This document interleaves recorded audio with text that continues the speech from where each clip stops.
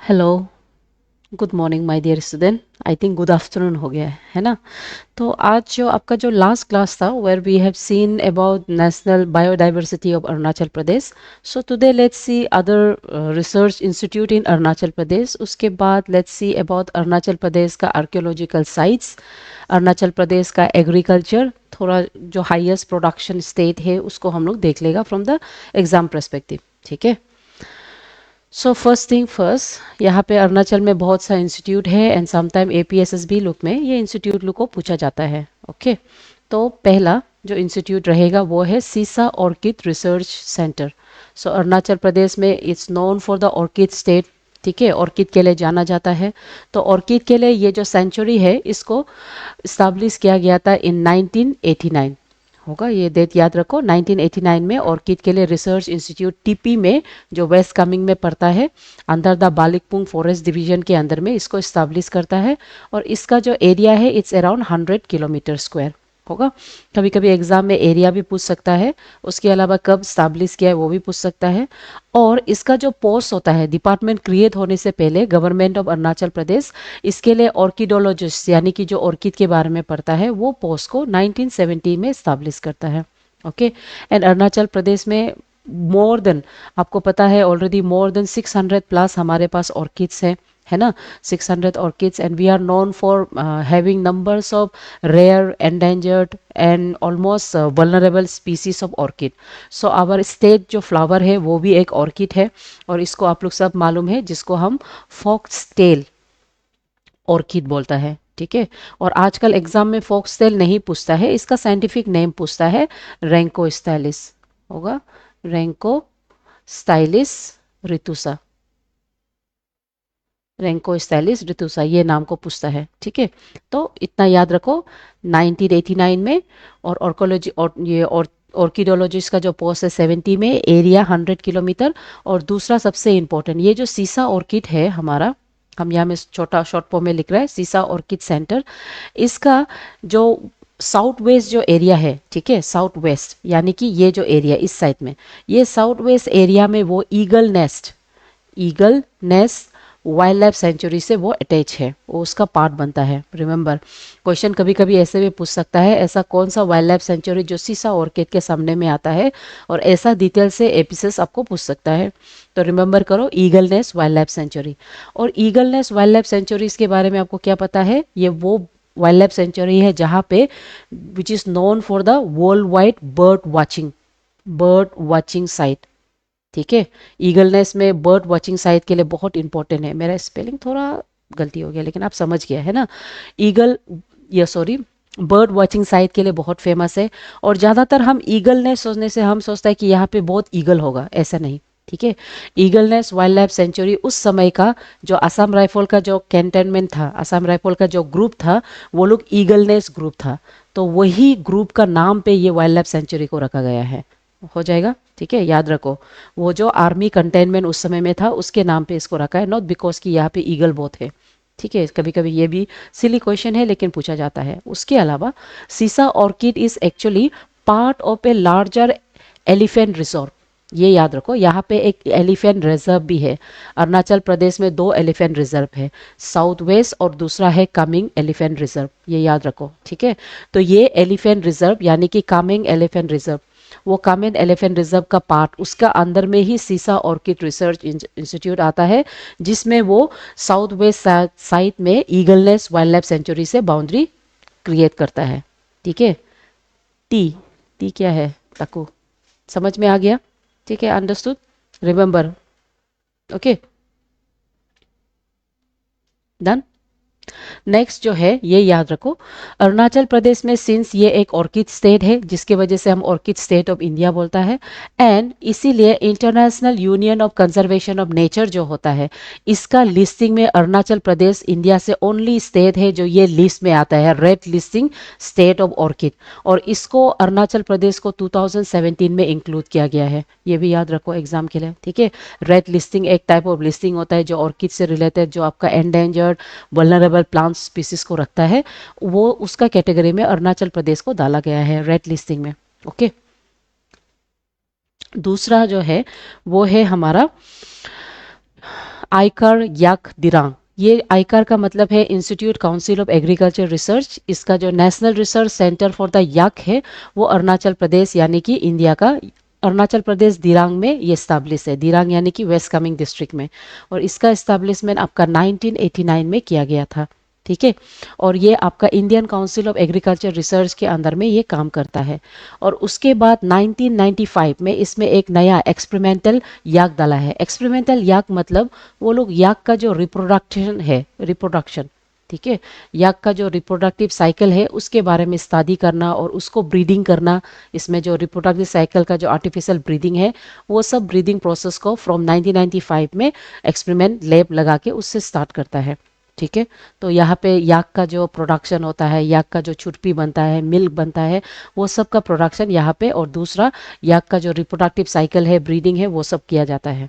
Done.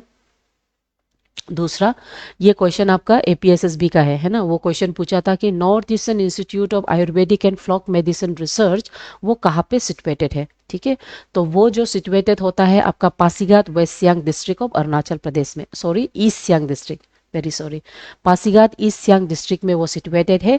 और वो ministry of Ayush के अंदर में आता है, आयुष गवर्नमेंट ऑफ इंडिया के अंदर में।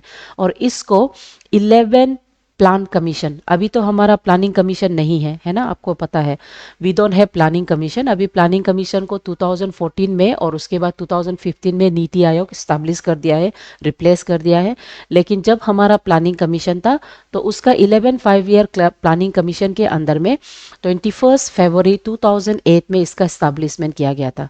और ये जो एक ऐसे इंस्टीट्यूट है जो हमारा आयुर्वेदिक से रिलेटेड फोक मेडिसिन रिसर्च इंस्टीट्यूट है, ताकि वो traditional medicine with the modern medicine के साथ उसको इंटीग्रेट करे, डेवलप कर सके। ठीक है, और उसके बाद आगे जाके 2022 में इसका नाम को बदल दिया है। ठीक है, इसका जो ओरिजिनल नाम था वो था north eastern institute of folk medicine. अभी जो नया नाम है वो है north eastern institute of Ayurvedic and folk medicine research. 2021 में नेम चेंज हुआ है, 2008 में इस्टेब्लिश हुआ है। नाउ ये करेंटली एज ऑफ 2026 इसमें आपका जो डिग्री का जो यानी कि बीए लेवल का, ठीक है, आपका जो ग्रेजुएट लेवल का जो डिग्री होता है वो डिग्री भी इसमें दिया जाता है, जैसे जिसको हम बाम्स बोलता है। ओके, ये मेडिकल एंट्रेंस के थ्रू आपको देता है और यहाँ पे 60 सीट है। उसके अलावा यहाँ पे मेडिकल फैसिलिटीज़ है ना, 60 बेडेड जो हॉस्पिटल है वो भी बनाया है, बेडेड हॉस्पिटल। सो ये सब प्रोविज़न आपका ये इंस्टीट्यूट में पाता है, मिलता है। डन। उसके बाद next let's come to agriculture.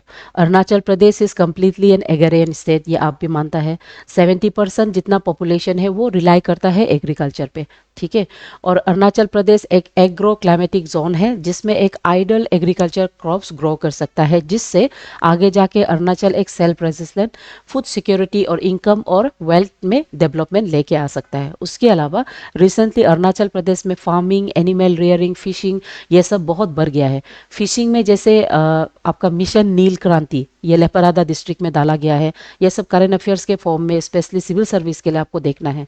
ठीक है, पिगरी फार्मिंग के लिए बहुत दिया गया है, एनिमल रेयरिंग के लिए पिगरी स्कीम्स ये सब डाला गया है। और फिश में बोलने से नील क्रांति, ओके, नील नील क्रांति, ये नील क्रांति लपराडा में सबसे पहले इंट्रोड्यूस किया गया था। एंड अनफॉर्चुनेटली इसमें फ्लड्स के वजह से यहाँ हमें बहुत लॉसेस पड़ा है। फिर भी अभी भी लपराडा में ही इसका मतलब स्कीम का इम्प्लीमेंटेशन देखने को मिल रहा है। ओके, सो क्रॉप्स में अरुणाचल प्रदेश में कौन सा क्रॉप्स मेजर क्रॉप्स है और मेजर डिस्ट्रिक्ट जो रैंक करता है उसको हम लोग थोड़ा देख लेगा। और ये ऑब्जेक्टिव है, फैक्ट्स है, तो ये फैक्ट्स ज़्यादातर आपका एग्जाम लोग के लिए स्पेशली एपीएसएसबी लोग के लिए काम आ सकता है। जैसे राइस में इफ वी टॉक, राइस में आपका ईस्ट सियांग सबसे आगे आता है, उसके बाद चंगलांग। व्हीट में बोलने से पापुम पारे आ रहा है based on the recent report, and west Siang. Sugar cane में ईस्ट सियांग आता है ना, उसके बाद पापुम पारे आता है। उसके बाद सीसम में, नाउ सीसम में आपका लेपरादा आ रहा है, पहले नामसाई था, अभी रिसेंटली लेपरादा को देखने को मिल रहा है। And sunflower, sunflower Arunachal Pradesh में कॉमर्शियल लेवल में नहीं है, लेकिन अपना डोमेस्टिक लेवल में इसका प्रोडक्शन कर रहा है। और डोमेस्टिक लेवल में वेस्ट कामेंग में सिंस टाइम वहाँ का पीपल लोग करता है। और रिसेंटली अरुणाचल प्रदेश का जो जीरो वैली है, ठीक है, जीरो वैली में इसका जो सिरोई विलेज है ना, आई थिंक मेरा प्रोनाउंसिएशन गलत भी होगा, एक विलेज है वहाँ पे इसका प्लांटेशन स्टार्ट कर रहा है। मस्टर्ड में Lohit is known for the mustard production. उसके बाद टर्मरिक में नामसाई टर्मरिक के लिए जाना जाता है। और जिंजर में लोअर दिबांग वैली का जिंजर इज नोन, इसका जो जिंजर है इसको हम लोग आदि गेकर बोलता है, ठीक है, आदि गेकर। ये आदि गेकर को इतना रिकग्नाइज है कि ये इसके ऊपर में जीआई टैग भी मिला है होगा। तो ये सब हमारा प्रोडक्शन है। उसके बाद next let's see history and archaeological remains of Arunachal Pradesh. Arunachal Pradesh में भी बहुत सा आर्कोलॉजिकल रिमेन्स पाया गया है। और कुछ कुछ रिमेन्स उसको हम बेस ऑन द एज, जैसे कि आप लोग हिस्ट्री में पढ़ता है, जो हिस्ट्री होता है उसको हम लोग palaeo, mesolithic and neolithic phase में डिवाइड करता है। सिमिलरली अरुणाचल प्रदेश में जो रूइंस पाया है उसके बेस पे हम उसको वो डिवाइड करेगा और क्या क्या चीज़ मिला है उसको देख लेगा। पहले जैसे वैदिक मेंशन होता है, वैदिक मेंशन में ऑलरेडी हम लोग फर्स्ट क्लासेस में इसके बारे में हम पढ़ा है। अरुणाचल को कलिका पुराण में प्रभु माउंटेन बोल के मेंशन करता है। और वेरियस मिथोलॉजिकल स्टोरीज में भी अरुणाचल प्रदेश का मेंशन होता है। जैसे आपका परशुराम सागा के बारे में है ना, जो आपका परशुराम कुंड है। उसके बाद वेद व्यास का मेंशन होता है इन महाभारत, जो भानु दत्ता के स्क्रिप्शन में। किंग बिस्मार्क के बारे में, यानी कि बिस्मार्क नगर, रुक्मणी नगर जो लोअर दिबांग वैली में है ना। और उसके बाद लॉर्ड कृष्णा और रुक्मणी का मालनीतन में विजिट करना, ये सब archaeological sites in Arunachal Pradesh में मिलता है। ओके, सो अभी हम क्या करेंगे, ये जो आर्कोलॉजिकल साइट्स को उसके फेसेस के हिसाब से, पीरियड के हिसाब से, जैसे पैलियोलिथिक है, मेसोलिथिक एंड न्यूलिथिक। आपको मालूम है पैलियोलिथिक सबसे अर्ली फेस है ना। यहाँ का जो टूल्स एंड जो वेपन्स होता है वो अरुणाचल में कौन कौन सा साइट में मिला है उसको हम लोग देखेगा। मेसोलिथिक ट्रांजेक्शन फेज बोलता है। एंड न्यूलिथिक इससे थोड़ा एडवांस फेज, तो उसको हम लोग देखेगा कि अरुणाचल प्रदेश में क्या क्या है, ठीक है। सो अरुणाचल प्रदेश में ज़्यादातर मैक्सिमम स्पेशली नियोलिथिक का जो फाइंडिंग्स है वही ज़्यादातर डिस्कवर हुआ है। फिर भी पैलियोलिथिक का कुछ कुछ साइट जैसे कि hand axes, choppers and scrapers, ये लोग बहुत इन लीस अमाउंट लेकिन पाया गया है अरुणाचल प्रदेश में। सो प्रीलिम्स में तो आपको आर्कोलॉजिकल जो साइट्स है सेंटर स्टेट वो पूछ सकता है, लेकिन मेंस में ये ऑलरेडी आपका 2014 का जो मेंस का क्वेश्चन था उसमें एक ऐसा क्वेश्चन था कि आर्कोलॉजिकल रिमेन्स ऑफ अरुणाचल प्रदेश, ठीक है, देन नेफा अरुणाचल प्रदेश, ये आपका मेंस का क्वेश्चन बन जाता है, ठीक है। आर्कियोलॉजिकल आर्कियोलॉजिकल एविडेंस जो आपका अरुणाचल प्रदेश में मिलता है वो कैसे, उसको एक इंडस वैली, ये क्वेश्चन था, ठीक है। आप लोग जो जो एपिसोड्स के लिए प्रिपेयर कर रहे हैं इसको फाइंडिंग करो। आर्कोलॉजिकल एविडेंस ऑफ अरुणाचल प्रदेश कैसे इंडस वैली सिविलाइजेशन से उसको लिंक करता है, तो ये एविडेंस लोग बताता है, ठीक है। सो ये नेसेसरी है, ये मेंस का पर्सपेक्टिव में हम लोग आगे क्लासेस में देखेंगे। सो archaeological discoveries में there are numbers of archaeologists who are often considered as one of the deal breaker, यानी कि जो अरुणाचल प्रदेश में वेरियस डिस्कवरीज क्या है। जैसे 1969 से 70 में बीपी बोरदा पिकर, he is often considered for forming archaeological evidence in देपाबाम एरिया जो लोहित में है। यहाँ पे वो पैलियोलिथिक का जो टूल्स है जैसे एक्सेस एंड चॉपर उसको वो डिस्कवर्ड किया है। उसके बाद आगे जाके 1982 से 84 में आपका ए अशरफ जो assistant director of research archaeology था, वो पारसी पार्लो एरिया जो कुरुंकुमे डिस्ट्रिक्ट में है वहाँ में बहुत सा पैलियोलिथिक टूल्स वो फाइंड किया है। सो ये जो एरिया है और ये डिस्कवर्स है इसको हम लोग मेंस में जनरली ऐसे एविडेंस एग्जाम्पल के तौर पे हम लोग को लिखना होता है, ठीक है। तो पैलियोलिथिक जो टूल्स जैसे कि चॉपर्स हो गया, स्क्रबर्स, ब्लेड हो गया, ये सब पाया गया है। उसके बाद न्यूलिथिक टूल्स जैसे ग्राउंडेड एक्सेस, एजर, चिसल्स, ये सब पाया गया है, ठीक है। सो इसको पर्टिकुलर एज का कैसे है, कैसे हम लोग आइडेंटिफाई करेगा, वहाँ में वो लोग का सिंबल होता है, लोगो होता है। उसके अलावा हम केमिकली हम लोग कार्बन डेटिंग करके उसको आइडेंटिफाई करता है, ओके। और दूसरा है नियोलिथिक्स। नियोलिथिक्स में सबसे ज़्यादा आपका एच स्टील वो डिस्कवर्ड किया है अरुणाचल प्रदेश में नामसंग एरियाज में अराउंड 1870 में। कुछ कुछ न्यूलिथिक्स का टूल्स वो पाया गया है, ओके। सो न्यूलिथिक टूल्स में उसके अलावा हैली, आर दी बैनर्जी, माइल्स, देवेर ऑल्सो पीपल, जो ज़्यादातर आर्टिफैक्ट्स मिल के ऑल द वे वो सब artefacts Pitt River museum Oxford में ये लोग अभी भी ऐसे कलेक्शन के तौर पे वहाँ पे पाया गया है अरुणाचल प्रदेश का। ओके। सो अरुणाचल प्रदेश में नियोलिथिक बहुत वाइडली डिस्कवर्ड है। बहुत सा कम्युनिटीज़ में जैसे मोम्पा, शेरटुकपेन, खोवास, मीजी, आका, ये सब में भी ये लोग का जो साइट्स होता है ये रिमेन्स पाया गया है। उसके अलावा मेगालाइट्स, सी, अभी आपको जो हम क्वेश्चन पूछा है जैसे कि आर्कोलॉजिकल साइट्स, जैसे एक क्वेश्चन आपको हम पूछा है archaeological sites connecting to Indus valley civilisation, तो उसमें सबसे बड़ा एग्जांपल आता है आपका ये मेगालाइटिक बरियल। मेगालाइटिक बरियल, आपको पता है आपका जो हरप्पन सिविलाइजेशन में, ठीक है, और हरप्पन सिविलाइजेशन लोग का वहाँ पे मेगालाइट्स बरियल था, ठीक है, और मेगालाइट्स बरियल को एज एग्जांपल के तौर पे हम यूज़ कर सकते हैं। तो ये जो साइट है अरुणाचल प्रदेश में आका विलेज, जिसको हम जमीरी बोलता है, इन द नफरा Boragaon sub division in waste Kameng, उसमें ऐसा मेगालाइट्स बरियल दिखाई दिया है। वहाँ में बड़ा बड़ा मैन हीर स्टोन, मैन हीर स्टोन कैसे होता है, ऐसे बड़ा बड़ा स्टैंडिंग स्टोन्स होता है लाइक दिस, ऐसे, ठीक है, मैन का ऐसे स्टैंडिंग स्टोन्स होता है। एंड अका ट्राइब इसको बहुत ही रेवरेंस, बहुत ही होली मानता है, वो लोग का कल्चरल सिग्निफिकेंस होता है। तो इस तरह से मैन ही स्टोन्स वो पाया गया है आपका जमीर नफरा में, जो बेसिकली आपका जो मोहनजोदारो का जो सिविलाइजेशन है उसमें दिखा देता है, क्योंकि मोहनजोदारो में ऑलरेडी मेगालाइट बरियल्स ऑलरेडी प्रेजेंट है, ठीक है। सो ये कनेक्टिंग लिंक दिखाता है।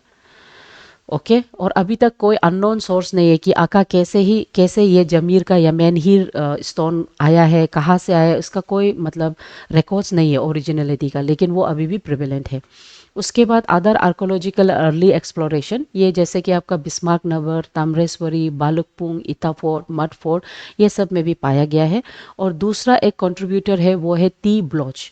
वो टी ब्लॉच वो आर्कोलॉजी है जो लॉर्ड कर्जन को इंस्पायर करता है कि वो इंडिया का डॉक्यूमेंटेशन, स्पेशली आपका नॉर्थ ईस्ट फ्रंटियर एजेंसी का डॉक्यूमेंटेशन रखा जाए, ताकि उसका डिटेल बारे, उसका जो एज पीरियोडिक जो हिस्ट्री इवोल्यूशन है उसको रख सके, ठीक है।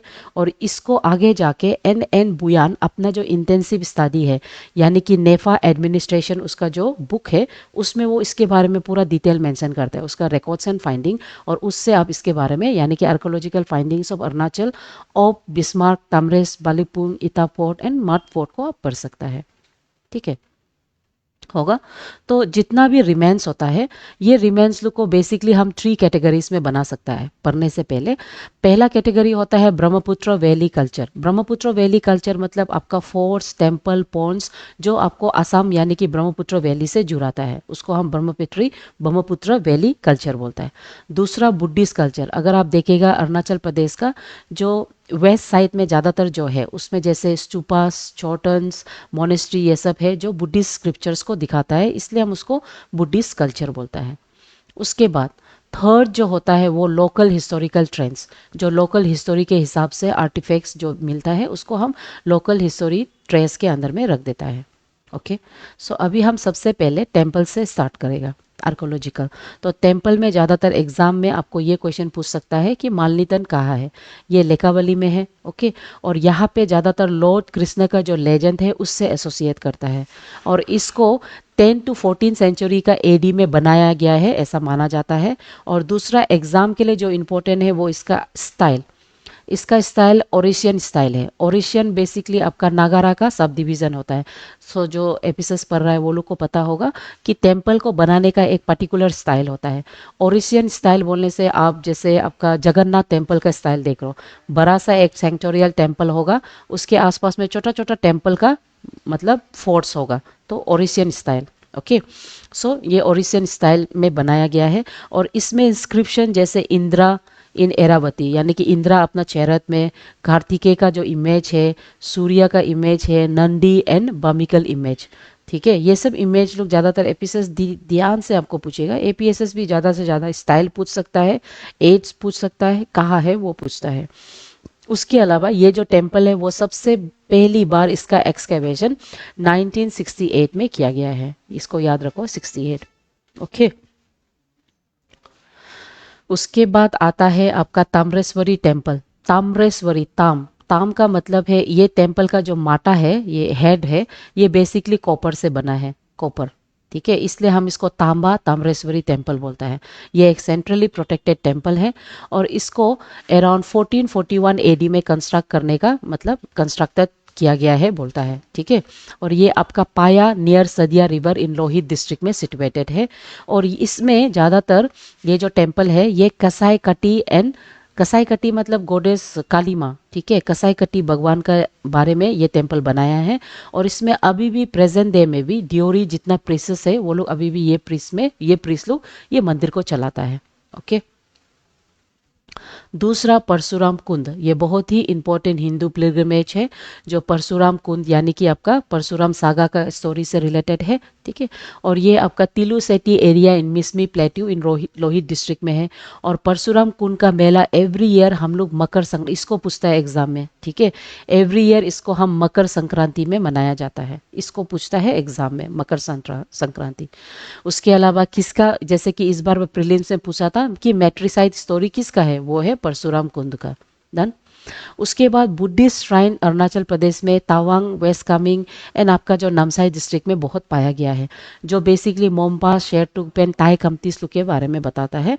तो इसलिए कौन कौन सा बुद्धिस्ट मोनेस्ट्री अरुणाचल प्रदेश में है उसको हम लोग एग्जाम पर्सपेक्टिव से देख लेगा। जैसे कि सबसे पहले आता है आपका Tawang monastery, considered as one of the largest monastery in India, है ना, and second largest in Asia माना जाता है। ये मोनेस्ट्री को हम तवांग गोल्डन नामग्याल ग्यात्से भी कहता है। इसको 1681 एडी में मीरा लामा लोदर ग्यात्सो फॉर्म हुआ है, फॉर्म किया है, ठीक है, फाउंडेड किया है। तो एग्जाम में ये भी पूछता है। और ये जो फोर्टिफाइड स्ट्रक्चर है, इसका पूरा होल डिटेल स्ट्रक्चर आप लोग देखा होगा। It is around 135 metre square. और इसमें बड़ा सा लॉर्ड बुद्धा का जो स्टैचू है वो 28 फीट हाइट है।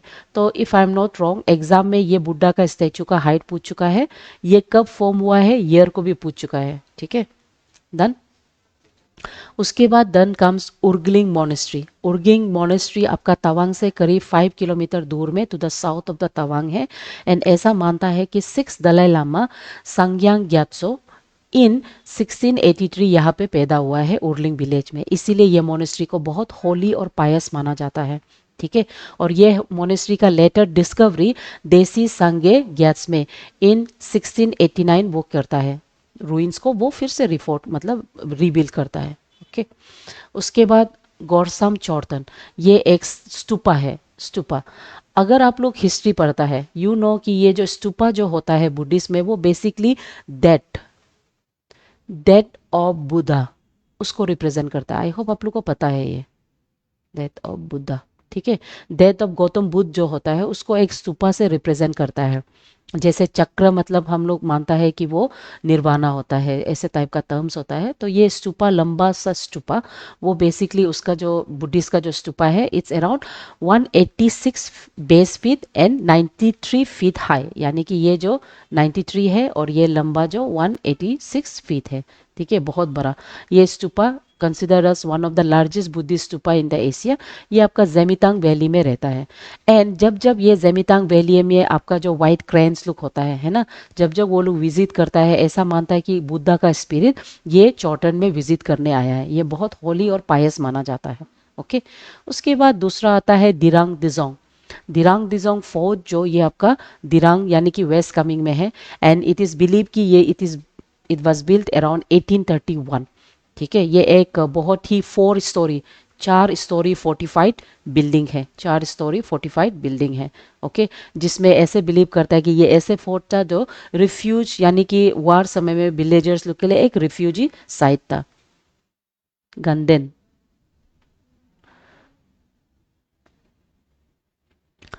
Okay, thank you. उसके बाद आता है आपका विजयनगर स्तूपा।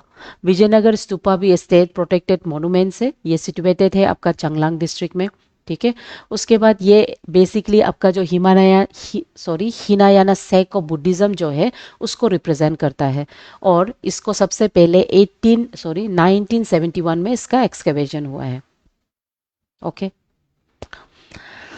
सो ज़्यादातर आपको ये जो सेक होता है इसको पूछता है, ठीक है ना। Next other historical important forts of Arunachal Pradesh, जैसे सबसे पहले ईटा फोर्ट। ईटा फोर्ट वो फोर्ट है जिसके नाम से ईटानगर का नाम को डिराइव किया है, ठीक है। ईटानगर नेम को हम ईटा फोर्ट से डिराइव करता है, देख के। उसके बाद ये हिस्टोरिकल बेसिकली इरेगुलर शेप मतलब स्ट्रक्चर है जो ईटा से बनाया है, और ये आपका 13 टू 14 सेंचुरी इरा का है। एंड इट इज़ बिलीव कि it was made by Chutia dynasty. ठीक है, चुटिया डायनेस्टी में इसको बनाया है। कैसे मालूम चलता है ये चुटिया का है? क्योंकि इसमें ईटा फोर्ट में there are certain animal symbols जो चुटिया किंगडम से रिजेंबल करता है। जैसे हो गया आपका ज़्यादातर ईटा फोर्ट में जो एनिमल्स है जैसे लायन, ठीक है, उस समय का लायन का जो सिंबल दिखाई देता है। और उसके अलावा बहुत सा राइटिंग्स स्क्रिप्शन वो चुटिया किंगडम डायनेस्टी से रिजेंबल करता है, इसलिए वी बिलीव कि ईटा फोर्ट को वो लोग बनाया है। ओके, सो ईटा फोर्ट का 3 गेट है, ईस्टर्न, वेस्टर्न एंड साउथर्न, आप लोग सब गया होगा। और ईटा फोर्ट को सबसे पहले फर्स्ट एक्सकेवेशन एग्जाम के लिए ये जो ज़रूरी है वो है 1974 में इसको एक्सकेवेट किया है। ओके, और ईटा पोर्ट को अपना लैंग्वेज में हम लोग क्या बोलता है? हिता रोकपो, अपना लोकल लैंग्वेज में। ठीक है, उसके बाद आता है आपका बालकपुंग। बालकपुंग का जो फोर्ट है वो आपका वेस्ट कामेंग डिस्ट्रिक्ट में लोकेट किया गया है। ठीक है, एंड इसको 9 टू 12 सेंचुरी ओल्ड मानता है। And it is considered as the ancient capital of king बालुक।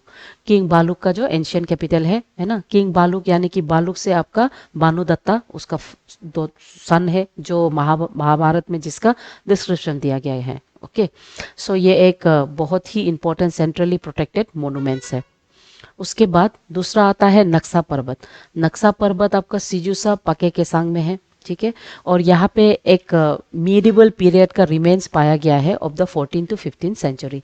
सो यहाँ पे बहुत सा ऐसे रिंग, ठीक है, एंड स्कल्पचर का पीसेस, पोट्रीज, ड्राइड फोन, ये सब, एंड उसके बाद इसमें क्वेल्स, ये सब बहुत वेरियस प्लिंग्स यहाँ पे स्क्रिप्चर्स में, मतलब यहाँ पे रूइंस में पाया गया है नक्सा पर्वत में। उसके बाद बिस्मार्क नगर।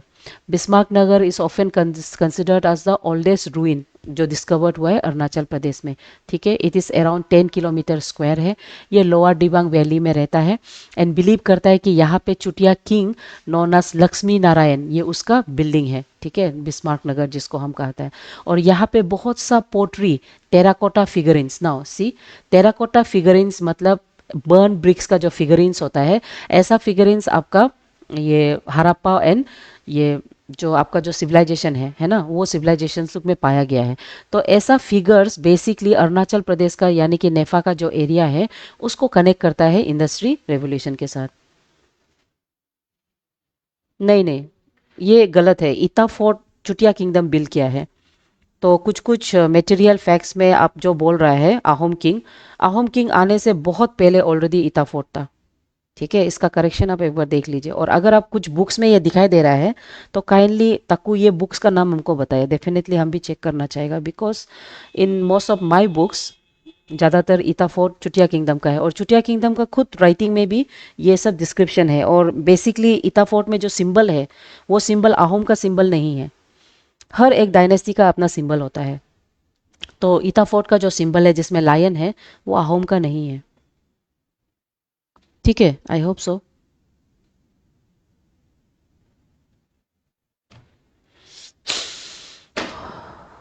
होगा। अगर आप मेंस का क्वेश्चन लिख रहा है तो मेंस का क्वेश्चन में मानहीर जो आका का था है ना, याद है? उसके अलावा आप बिस्मार्क नगर में ये जो टेराकोट पिगर्स है उसको भी आप लिख सकता है, जो आपका कनेक्ट करता है आपका ये मोहनजोदारो और हड़प्पन सिविलाइजेशन को। ओके, ये बेसिकली एविडेंस है जो बोलता है कि उस समय में भी ट्रेड, वेलफेयर, कॉमर्स का रिलेशनशिप था होगा, इसीलिए सच टेराकोट फिगरिन्स यहाँ भी पाया गया है। ओके, उसके बाद मड फोर्ट। ये मड फोर्ट जो आपका लोहित डिस्ट्रिक्ट में है जिसका एक्सप्लोरेशन 1972 में किया गया है। मड फोर्ट बेसिकली एक फोर्ट एरिया है। फोर्ट मीन्स आप समझता है ना, एक लंबा सा ऐसे फोर्ट एरिया है। ठीक है, और ये कम्प्लीटली मड से बनाया है। और ये अभी फिलहाल टिबेटियन रिफ्यूजीज जो सेटलमेंट है लोहित का जो एरिया है वहाँ पे ये एरिया जो उसके अंदर में आ जाता है। एंड ये एक एनक्लोज अर्थ पोर्टन, जैसे आपका मटका होता है ना, मटका के तरह ऐसे अर्थ पोर्टन स्ट्रक्चर है with a length and breadth of 365.76 metre into 350.72 metre square.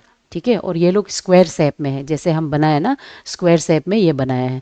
And वो लोग बिलीव करता है कि मे बी ये एक साइट होगा, रिफ्यूजी साइट, उस समय में वार समय में जो यूज़ करता है। ठीक है, उसके बाद आता है रुक्मणी नगर।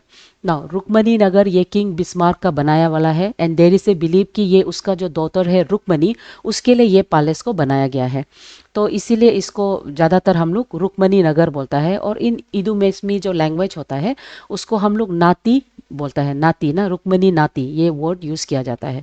इसका पहला एक्सकवेशन 1973 में किया गया था। 1973 से 1974 में इसका एक्सकवेशन किया है। ओके, होगा रुक्मणी नगर। उसके बाद गुमसी रानी। गुमसी रानी आर्कोलॉजिकल साइट, ये आपका रानी एंड सिका तोदो, यानी कि यहाँ पे ईस्ट सियांग डिस्ट्रिक्ट में इसको पाया गया है। एंड ये गुमसी रानी का जो स्कल्पचर है ये ऑफन इसको चुटिया किंगडम से एसोसिएट करता है। ठीक है, ये ओल्ड सेटलमेंट फोर्ट है। उसके बाद मानाबम, ये आपका लोहित डिस्ट्रिक्ट में पाया गया है। ठीक है, ये लोग भी फोर्टेड मड फोर्ट है, मड फोर्ट, ये याद रखो, मड फोर्ट। उसके बाद तकलुंग जोंग, ये आपका कालाक्टंग इन वेस्ट कामिंग में बिल्ड किया है एंड इट इज बिलीव कि ये आपका बुद्धिस्ट मोनेस्ट्री लामा थानपी ड्रोन में जो इसको 17th सेंचुरी में बिल्ड किया है। उसके अलावा so these are the architects, है ना, आर्किटेक्ट्स बनाया है। नाउ लेट्स सी कि इंस्क्रिप्शन, इंस्क्रिप्शन में किस किस टाइप का इंस्क्रिप्शन राइटिंग्स यहाँ पे पाया गया है। जैसे ताम्रस्वरी टेम्पल अभी आप जो देखा है, जिसको हम कॉपर टेम्पल भी बोलता है, ताम्रस्वरी टेम्पल्स में ज़्यादातर इंस्क्रिप्शन आपका मुग्धा धर्म नारायण का है, जो साका इरा का है, साका, याद रखो। ठीक है, और इसके बारे में आपका डीसी सरकार का जो जर्नल है उसमें ये पब्लिश किया है, यानी कि ये बुक में इसका प्रूफ वेरिफिकेशन आप देख सकता है। और ताम्रस्वरी में जो इंस्क्रिप्शन है, इंस्क्रिप्शन हम लोग को बहुत कहानी बताता है। इंस्क्रिप्शन ज़्यादातर आपका संस्कृत लैंग्वेज में, बंगाली लैंग्वेज में एंड असमीज लैंग्वेज में बताता है। तो यही इंस्क्रिप्शन से हमको ये पता चला है कि ये साका इरा का मुग्धा धर्म नारायण राजा का समय का इंस्क्रिप्शन है। ओके, सो ये लैंग्वेज लोग को ध्यान दीजिए, वो एग्जाम में पूछ सकता है। उसके बाद आपका जो bricks, bricks types of the Bhismak Nagar, brick types of the Bhismak Nagar में ज़्यादातर we have found animals like elephant, ये याद रखो, एलिफेंट मिला है, टाइगर, ये सब एनिमल्स लोग का इंस्क्रिप्शन ये ब्रिक्स में दिखाई देता है। और उसके बाद राइटिंग्स में बंगाली, आसामीज में देखने को मिला है।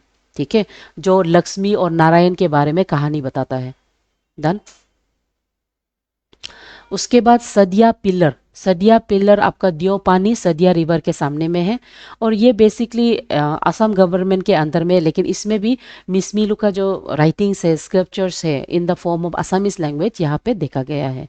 ठीक है, उसके बाद मालनीतन, मालनीतन जो आपका लोअर सियांग में है, ये जो ब्रिक्स है यहाँ पे, ये ब्रिक्स में ना आपको फिगर्स लाइक नंदी, शिव और पार्वती, सूर्य, गणेश, कार्तिकेय, इंद्र, दुर्गा, ये लोग का पिक्चर्स दिखाई देता है। ठीक है, done, pictures, direct decorative pictures है। उसके बाद ईटा फोर्ट में, जैसे आपको हम बताया है, ईटा फोर्ट का जो रेलिक्स है उसमें लायन दिखाई देता है, कभी हम लोग ध्यान से नहीं देखा होगा, है ना, लायन। एंड उसके बाद उसके लायन का ठीक नजदीक में एक पोस्ट, लेम पोस्ट की तरह एक स्कल्पचर जो आधा टूटा वाला ऐसे दिखाई देता है। सो इससे हम उसको चुटिया डायनेस्टी से कनेक्ट करता है। डन। उसके बाद वज्राना इमेज, ज़्यादातर आपका जो स्क्रिप्चर्स है, स्पेशली बुद्धिस्ट का जो स्क्रिप्चर्स जो नामसाई और लोहित एरियाज में है, वहाँ पे वज्राना, वज्राना इमेजेस ऑफ द बुद्धा दिखाई देता है। वज्राना इमेज जो बुद्धा का जो थोड़ा अलग होता है ना, बुद्धा बुद्धा को थोड़ा अलग फॉर्म में, जैसे बुद्धा का हेयर ऐसे स्नेल, कैसे डायग्राम बनाएगा हम, इतना अच्छा नहीं है, लेकिन थोड़ा अलग फॉर्म में बुद्धा को दिखाई देता है, थोड़ा मतलब ह्यूमनाइज फॉर्म में। ठीक है, ह्यूमन फॉर्म में बुद्धा का पिक्चर बनाया जाता है। उसके बाद हिनायाना इमेजेस, ये आपका तेरावाडा जितना बुद्धिज्म जो आपका खामती श्लोक का जो इंश्राइन में देखता है, पगोडा श्लोक में देखता है, ठीक है, उसमें ये सब आपको दिखाई देता है, होगा। उसके बाद मैन्युस्क्रिप्ट, अरुणाचल प्रदेश में बहुत सा इंपॉर्टेंट मैन्युस्क्रिप्ट भी पाया गया है। और स्पेशली जो प्रीलिम्स एग्जाम लास्ट टाइम दिया है 2024 में, जो जो प्रीलिम्स दिया है वो ये वर्ड को देखा होगा, खजूर एंड तंजूर। ठीक है, खजूर एंड तंजूर, ये बेसिकली एक मेजोरिटी ऑफ जितना भी बुद्धिस्ट स्क्रिप्चर्स हम लोग यहाँ अरुणाचल में है, जो आपका वेस्ट कामिंग में है, तवांग में है, उसके बाद आपका तिराप चांगलांग में लुक में भी है, वो लुक में जो राइटिंग है उसको हम लोग खजूर और थंजूर बोलता है। ये basically Tibetan translation of the Buddhist canonical literature जैसे हम लोग बाइबल में जो गॉस्पल होता है, गॉस्पल में जो भगवान का जो सेइंग्स होता है ना, वर्ड्स होता है, इसी तरह ये कॉनिकल लिटरेचर है, कॉनोनिकल लिटरेचर से, जिसको हम लोग खजूर और तंजूर बोलता है। तो यहाँ में बुद्धा का सेइंग्स होता है, बुद्धा का राइटिंग्स होता है, उसका डिसिप्लिन करने का एवरी रूल्स एंड रेगुलेशन इस पे लिखा है। ठीक है, और ये बहुत सा मोनेस्ट्री जो अरुणाचल प्रदेश में है उसमें देखने को मिलता है। उसके अलावा hand written versions in the golden letters and या तो मिनिएचर पेंटिंग्स के साथ तवांग दिरांग मेचुका में मिला है। उसके अलावा other religious literature Arunachal Pradesh में जो मिला है वो है पति मोखा। याद रखो, पति मोका ये बेसिकली पाली और बर्मीज लैंग्वेज है। ये लोग पाली लैंग्वेज एंड बर्मीज स्क्रिप्ट में पाया गया है अरुणाचल प्रदेश में। उसके बाद रामायण और महाभारत जो अरुणाचल प्रदेश में खमती लैंग्वेज और उसका स्क्रिप्ट में भी मिला गया है। ठीक है, उसके बाद manuscript related to Ahom rulers Tirap, जो लोहित नामसाई तिराप के बारे में जो बताता है वो सब आपका अहोम का स्क्रिप्चर्स में पाया गया है, जो आपका एलन बोरगांव लिखता है। ओके, उसके अलावा पोट्री और टेराकोट्स में बहुत सा पोर्ट सेट्स आपका बहुत एरिया जैसे बालुकपुन रुकमनी नगर में पाया है। उसके बाद व्हीलटन पोटरीजिस भी अरुणाचल प्रदेश में मिला है, जो उसको गैंगेटिक बेसिन से कनेक्ट करता है।